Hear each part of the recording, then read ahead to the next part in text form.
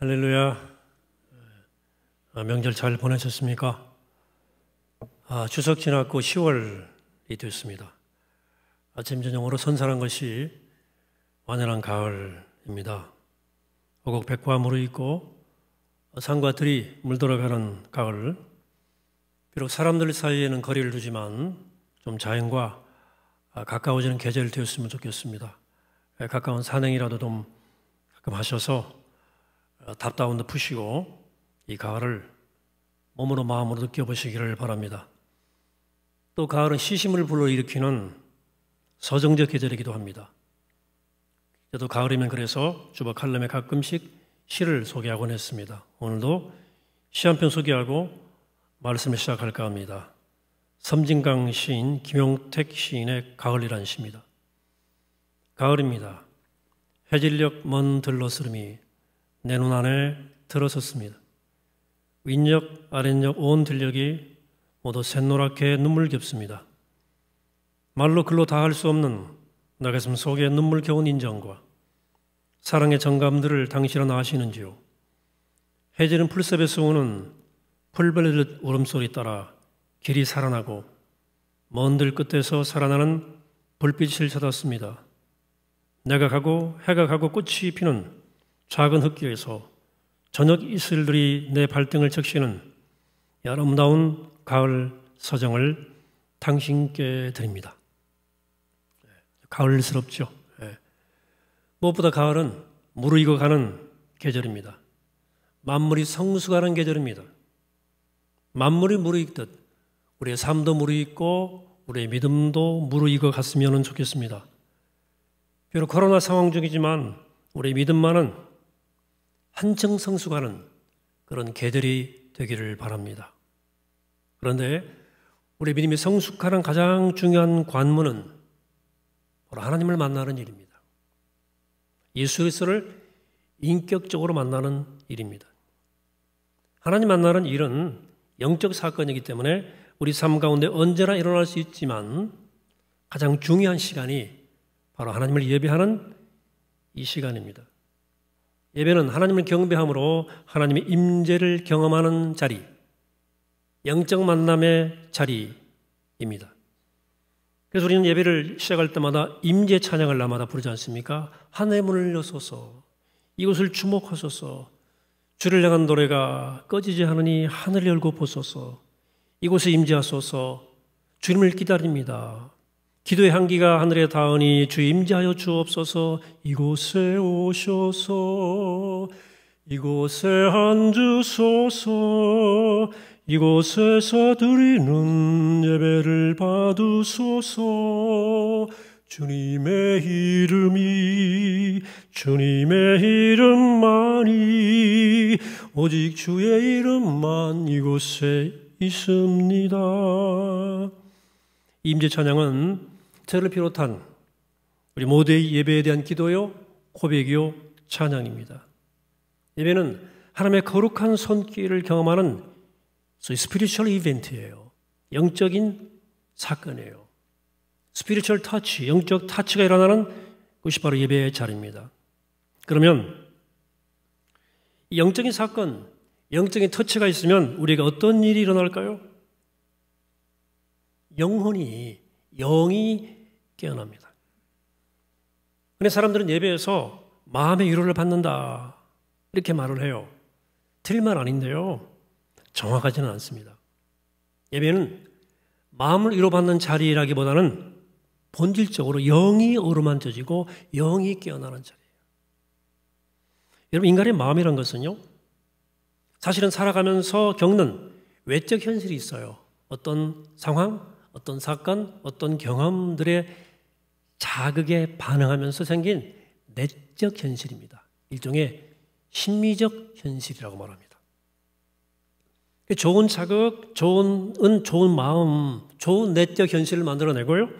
나쁜 자극, 나쁜 것은 나쁜 마음, 상한 마음, 안 좋은 내적 현실을 만들어냅니다. 근데 문제는 좋은 마음은 금방 드러낼 수 있어요. 그래서 이게 발산되어 버리기 때문에 오래 지속되지 않습니다. 그런데 나쁜 마음은, 나쁜 자극은 쉽게 드러내지 않아요. 숨깁니다. 오래 가요. 어떤 것은 평생 가기도 합니다. 살아갈수록 많은 경험을 하거든요. 많은 상황이 접하기 때문에 마음의 공간이 점점점 커져요. 문제는 그 커진 마음의 어두운 부분이 더 커져간다는 겁니다. 그만큼 마음이 굳어져 가요. 나이 들수록 굳은 살이 생기고 마음에 은폐된 욕망이 가득 차올라요. 영이 축소돼요. 어린아이들은 그 마음이 작지만 영이 막 활발하거든요. 예수님이 어린아이를 사랑하셨잖아요. 그래서 우리가 이 성인 된 사람들의 마음의 치유가 그렇게 어려운 겁니다. 근데 우리 마음을 담고 있는 더 큰 그릇이 있어요. 그것이 바로 우리의 영혼입니다. 영입니다. 그 부분에 변화가 와야 우리의 마음도 육도 변화가 와요. 여러분, 그럼 마음의 위로보다도 훨씬 더 근본적인 것이 바로 하나님께서 우리의 영을 어루만져 주시고 우리 영을 깨워주는 거예요. 예배는 바로 이런 일이 일어나는 현장입니다. 그러므로 예배란 하나님이 우리의 영을 어루만져 주시고 일깨우시도록 하나님의 손길에 나의 모든 존재와 영혼을 전적으로 맡겨드리는 거예요. 그럼 하나님께서 우리 영을 어루만져 주실 때 어떤 일이 일어날까요? 많은 일이 일어납니다. 다양해요. 몇 가지만 보면요.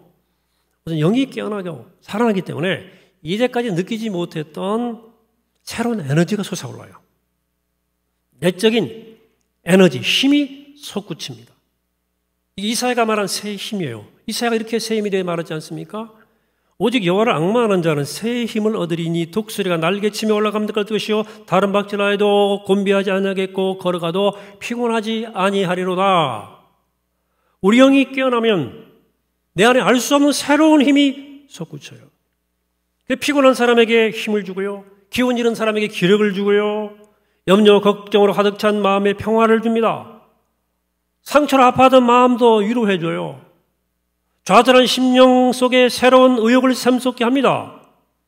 뿐만 아니라 심리적인 평화와 활력도 느낄 뿐만 아니라 자기에 대한 인식이 바뀌어요. 나를 학력이나 지위나 어떤 재산 같은 세속적인 눈으로 보지 않고 하나님의 눈으로 보기 시작합니다. 나 경쟁에 뒤처진 실패자가 아니고 하나님의 치신 고귀한 하나님의 형상으로 존재를 인식하기 시작해요. 영이 깨어나면 비교의식이 빠지지 않습니다. 그래서 이건 다른 사람에게까지 확장이 돼서 다른 사람도 새롭게 보여요. 나를 하나님의 자녀 인식하게 되는 순간 다른 사람도 영적 존재로 하나님의 형상으로 인식해요. 따라서 내가 귀한 만큼 그 사람도 다른 사람도 귀하잖아요. 그래서 다른 사람을 대하는 마음이 선의로 가득 차게 됩니다. 당연히 모든 관계가 새롭게 설정이 돼요. 서로 비교하던 관계는 인정하는 관계로 바뀌게 됩니다. 서로 경쟁하는 관계는 서로 존중하는 관계로 바뀝니다. 서로 판단하는 관계는 용납하는 관계로, 정죄하던 관계는 용서하는 관계로, 외면하던 관계는 친근한 관계로, 배제하던 관계는 용납하는 관계로 바뀌어요. 그래서 우리의 삶이 우울하고 사납고 저주스러운 것이 아니라 은총과 희망이 가득한 행복의 푸른 주장으로 경험되기 시작해요. 이런 일들이 일어나는 이유는 내 영이 깨어나고 내 영이 살아났기 때문입니다. 그래서 우리 흔히 영안이 열렸다는 표현을 쓰지 않습니까?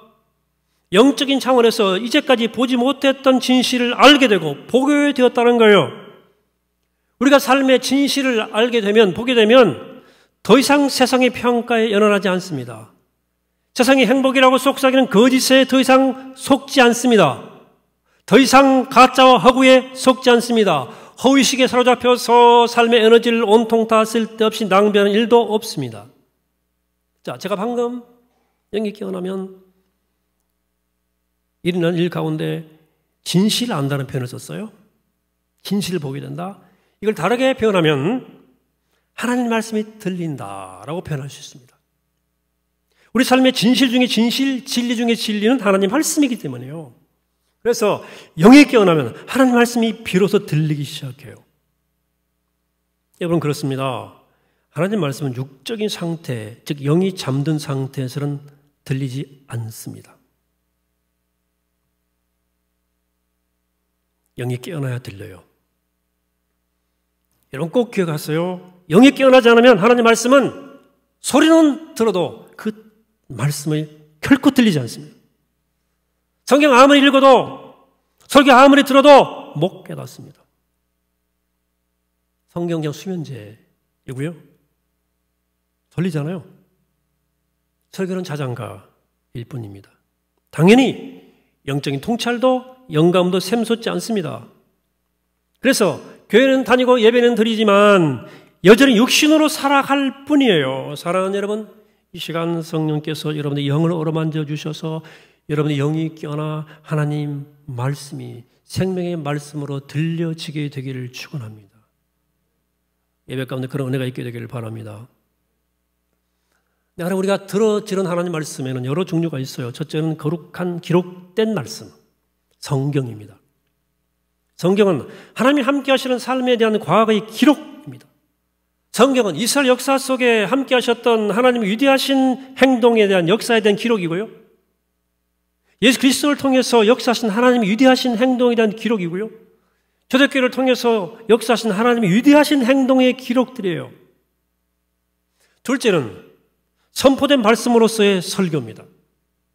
하나님이 함께 하시는 삶이 과거의 기록으로 그치지 않고 지금 여기에서 현재적 사건으로 해석되어 전해지는 것이 설교예요. 그래서 기록된 말씀을 오늘의 사건으로 경험하려면 설교를 경청하셔야 돼요.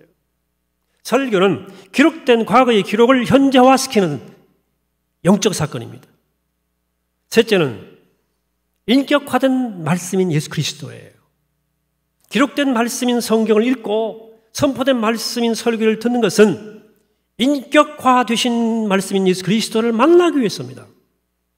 왜냐하면 우리 예수 그리스도 안에서 하나님과 함께 사는 삶의 모범을 보고 그 예수 그리스도를 인격적으로 만나야 실제 하나님과 함께하는 삶을 살아갈 수 있어요. 우리가 인격화된 말씀인 예수를 만날 때 그 말씀이 육신이 되고 말씀이 삶이 되는, 내가 걸어 다니는 말씀이 되는 놀라운 능력을 경험하게 되는 겁니다. 그런데 이런 일이 우리 삶에 일어나기 위해서는 우리의 영이 깨어나야 된다. 영혼의 눈이 뜨이고 영혼의 귀가 열려야 됩니다. 다시 말하지만 영이 안 깨어나면 아무리 기록된 말씀을 많이 읽어도 이해를 못합니다. 양식이 안 돼요. 아무리 선포된 말씀인 설교를 많이 들어도 깨달음은 없어요. 아무리 예수님 얘기를 많이 해도 예수님과 인격적 만남이 안 이루어져요. 이게 다 우리의 지적 머리에서 일어난 사건이 아니고 영적 차원에서 일어나는 영적 사건이거든요. 하나님이 우리 영을 만져주셔서 우리 영이 깨어나면 말씀이 막 이해가 되면서요. 말씀이 정말 달게 느껴지기 시작합니다. 말씀이 맛을 한다는 거죠. 맛을 하는 거죠. 시편 시인은 이렇게 고백했습니다. 주의 말씀의 맛이 어찌 내게 그리 어찌 단지요. 내 입에 꿀보다 더 단이다. 이게 영이 깨어난 사람들이 이해될 수 있는 말이에요. 꿀보다 더 달다. 영이 깨어나면 기록된 말씀만 성경만 달게 느껴지는 게 아니고요. 도무지 무슨 소리인지 당초에 깨닫지 못했던 설교가 들리기 시작해요. 그렇게 자장가처럼 졸리게 만들어서 설교가 어느 날 갑자기 딱 들리기 시작해요. 그러면서 막 고개도 끄덕거리고 어느 때는 막 아멘도 막 하는 거예요. 시편 19편의 시인의 고백이 나의 고백이 됩니다. 금 곧 많은 순금보다 더 사모할 것이며 꿀과 송일꿀보다 더 달도다. 여러분, 그런 말씀이 깨달아지면 설교가 들리기 시작하면 말씀이 달다고 느껴지기 시작하면 하나님이 여러분들이 영을 지금 만지시고 있는 거예요. 그러나 여기서 끝나지 않습니다. 기록된 말씀인 성경이 이해되고 선포된 말씀인 설교가 들리기 시작하면서 마침내 예수님과의 인격적 만남이 이루어져요. 예수님과 내가 영적 존재와 존재로 만나요. 사귀고 교제하기 시작합니다. 예수님과 친밀해지는 거예요. 우리가 지난 몇 주 전에 하나님을 경험하는 삶이란 말씀에서 제가 말씀드렸죠. 하나님이 아브라함을 친구를처럼 대하셨고 모세를 대면해서 말씀하실 정도로 그렇게 친밀했다. 하나님을 경험하는 삶은 하나님과 그런 절대 신뢰의 친밀한 관계 속으로 들어가는 것이라 말씀을 드렸어요. 이 친밀함은 정말로 영광스럽지만 황홀하고 감미롭기까지 합니다. 그 이야기를 한 구약의 책이 아가서예요. 아가서의 노래는 사랑 노래이거든요. 주님과 영적 사귐에 대한 아름다운 은유 메타포입니다. 주님과의 사귐을 말하는 거예요. 아가서가 증언하는 주님과의 친밀한 사귐의 모습 한번 들여다봅시다. 아가서 먼저 2장 10절, 14절. 이건 지금 남자가 여자에게 하는 말로 되어 있는데요. 나의 사랑하는 자가 내게 말하여 이르기를 나의 사랑 내 어여쁜 자야 일어나서 함께 가자. 바위 틈 낭떠러지 은밀한 곳에 있는 나의 비둘기야 내가 내 얼굴을 보게 하라. 내 소리를 듣게 하라. 내 소리는 부드럽고 내 얼굴은 아름답구나. 아까 7장 10절 12절 여자 응답하는 소리가 나오거든요. 여기서는 내 사랑하는 자야 우리가 함께 들러가서 동네에서 유숙하자. 우리가 일찍이 일어나서 포도원으로 가서 포도음이 돋았는지 꽃술이 퍼졌는지 석류꽃이 피었는지 보자. 거기에서 내가 내 사랑을 네게 주리라. 닭설렀죠? 여러분 이런 인격적 만남, 영적 사귐에 들어가면 주님은 엄격한 스승도 경건한 현자도 거룩한 사제도 아니고 그냥 친구, 애인일 뿐이에요. 그래서 예수님과 이런 영적 사귐의 감미로움을 경험한 작사가가 지은 작사가 오늘 찬송가예요. 저 장미꽃 위에 있을 아직 맺혀있는 그때에 귀에 은은히 소리 들리는 음성 분명하다. 주가 나와 동행을 하면서 나를 친구 삼으셨네. 우리 서로 받은 그 기쁨은 알 사람이 없도다. 알 사람이 없대요. 이런 말씀을 통해서 인격이신 예수 그리스도를 만나 이런 친밀한 동행이 일어나게 되기를 축복합니다. 여러분 그러나 하나님의 말씀은 달기만 하지 않습니다. 달지만 하지 않아요. 요한계시록 이 글을 이렇게 표현합니다. 내가 천사의 손에서 작은 두루마기를 갖다 먹어버리니 내 배는 꿀같이 타나 먹은 후에 내 배에서 쓰게 되더라. 여러분 그렇습니다. 하나님 말씀이 이해되고 들리고 깨달아질 때는 말씀이 달아요. 또 인격화된 말씀인 예수님과 영적인 삶이 깊어질 때는 황홀해요.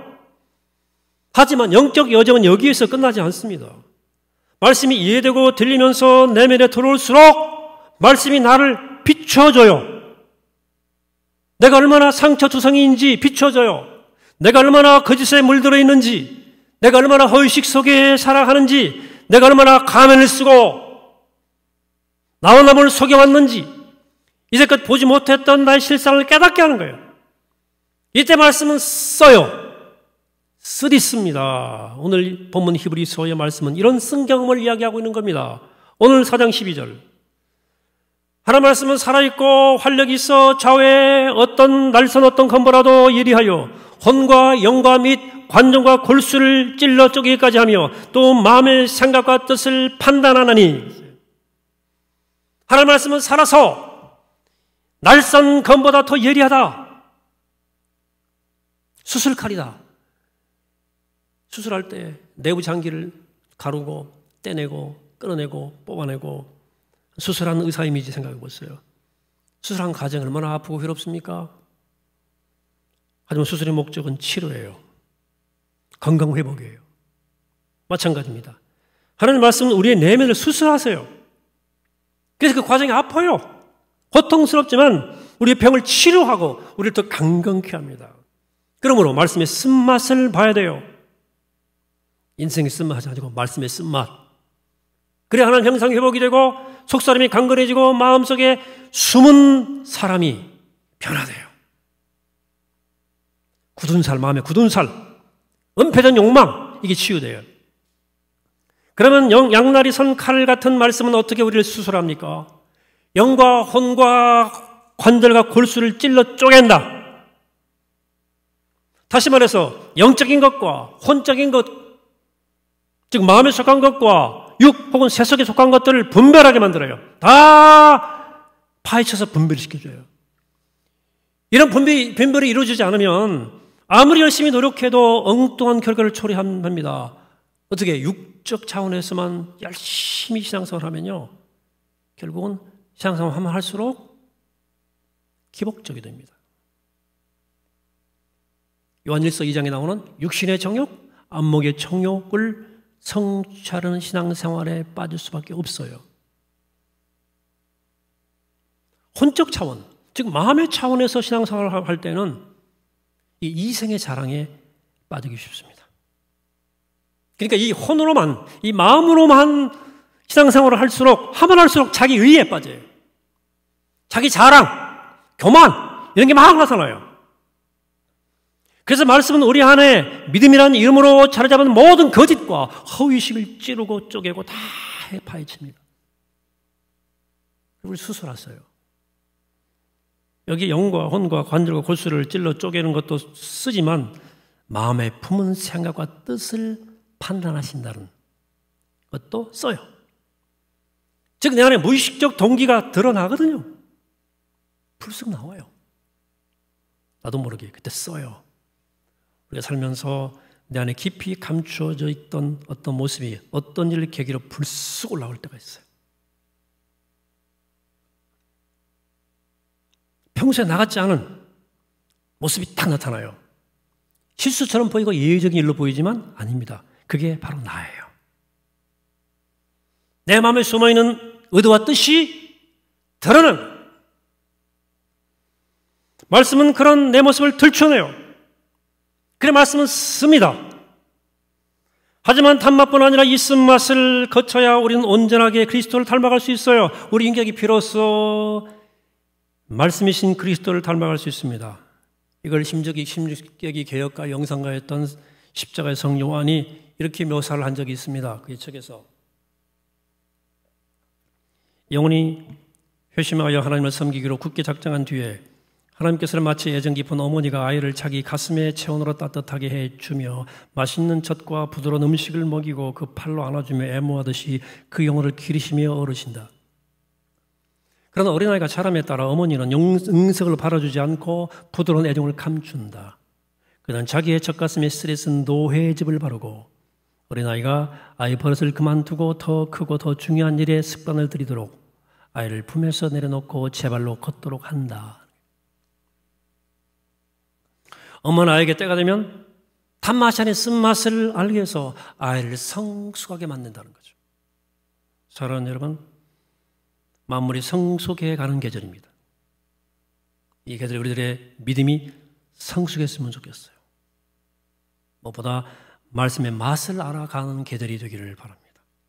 말씀의 단맛과 쓴맛을 함께 좀 맛보셨으면 좋겠어요. 가을을 독서의 계절이라고 그러죠. 책의 계절.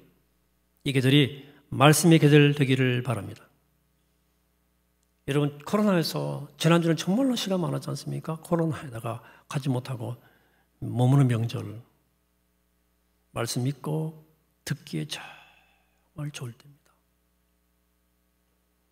이때를 그냥 보내는 것은 정말 어리석은 거예요. 여러분, 그러나 말씀을 대할 때 꼭 기도하실 것이 있습니다. 하나님, 나의 영혼을 깨워주시옵소서.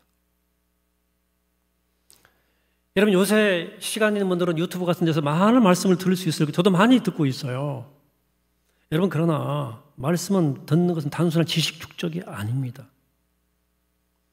그 말씀이 나를 향한 말씀으로 들려야 돼요.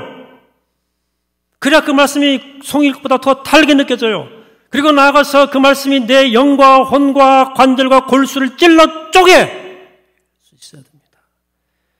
그 말씀이 내 마음에 속 깊은 동기와 뜻을 들춰내서 나를 치료하고 수술하고 변화시킬 수 있어야 돼요. 그 말씀을 들으실 때 그 말씀이 하나님 말씀으로 들리도록 하나님 내 영을 깨워주시옵소서. 꼭 먼저 기도하십시오. 꼭 기도하십시오. 요즘은 저의 간절한 기도의 제목이 생겼어요. 총회 영상에 잘 맞췄고요. 그 순간 제 마음속에 이 기도가 싹 들었어요. 주여 말씀하옵소서 주의 종이 듣겠나이다. 그럼 같이 한번 해볼까요? 기도 같이 한 목소리 시작. 주여 말씀하옵소서 주의 종이 듣겠나이다.